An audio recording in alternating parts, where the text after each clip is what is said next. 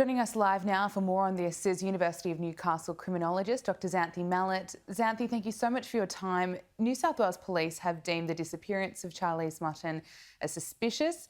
Is there anything that strikes you as unusual about this case?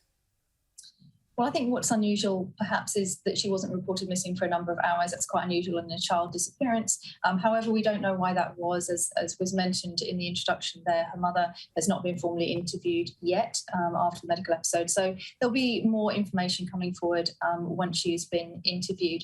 These are difficult conditions for the police and the volunteers to be searching in. So we're 4 days in. So there's certainly still hope that she may be found. But yeah, it's a very worrying situation.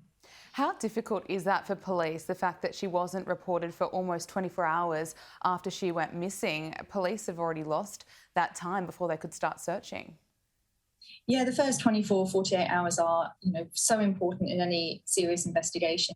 Missing child investigation, for example. So certainly those 24 hours have now been lost, but they will be making up ground. They're throwing every resource possible at this. They have dogs out, they have the SES out, they have very significant police presence in that area as well. So they are doing absolutely everything they can to locate her and look for any information that may lead to finding her. Yeah, absolutely. Police have been told to search for anything out of the ordinary, including footprints or bike tracks. What other clues could they be looking for? Well, they will be looking for witnesses who may have been in the area at the time as well, but this is quite a remote space. It's a large area from which, she has disappeared. The homestead on which she was is like 12.5 acres in itself. So that kind of information will be limited. There won't be as much CCTV, for example, as you may find in a more suburban or urban area. So they're really looking for anything that may give them clues as to where she may have been. So we're looking at, very recent foot tracks, that kind of thing. But obviously people will have been using these trails. So it's difficult to determine what pieces of information being recovered could in fact lead to finding where she is.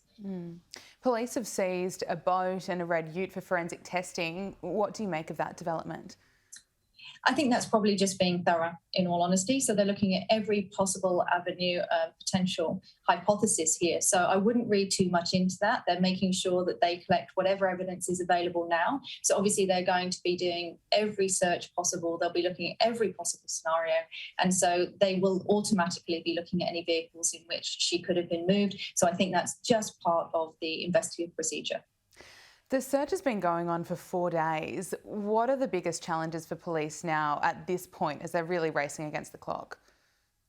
Yeah, they are. I mean, conditions have been favourable. As we mentioned, it's fairly warm. There will be drinking water available, but 4 days is a long time for anybody to be potentially out in a bushland area of this size.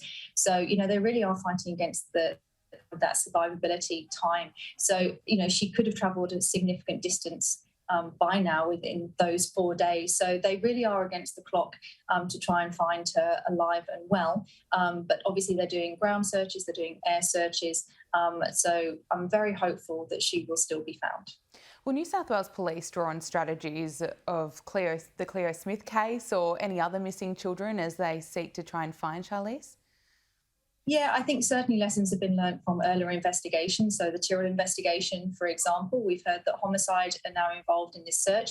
And again, I wouldn't read too much into that. They're really just looking at all of those possible scenarios. That's a normal step this number of days in. We saw that with the Cleo Smith investigation. Homicide were also brought in after a few days as well, the Tyrrell investigation. So really they have learned from missing child investigations and they know that they need to act quickly and very dynamically early on for the best possible outcome. Dr. Xanthe Mallett, thank you so much. Appreciate your insights this afternoon. Thank you.